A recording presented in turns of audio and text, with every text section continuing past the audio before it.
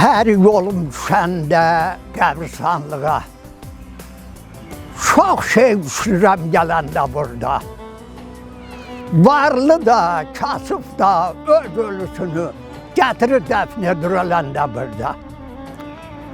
Həmişə salardı bizi talaşa, baxmazdı gözümdən tökülən yaşa. İndi o zalım da dönübdü daşa, qorxub çəkinmirəm görəndə burada. Yaxşı insanlara mən baş əyirəm, məkanını cənnət olsun deyirəm. Nə qədər ruhu şad eyləyirəm, hər gəlib bir fata verəndə burada. Uyuyur sakit lal xiyabanda, alim də, şair də, rəssamlar da, kimliyi bilinir daşa baxanda, görürəm fırçada, qələm də burada. Sönməzdir oxuduqca hər daşı, saxlaya bilmirəm gözümdə yaşı.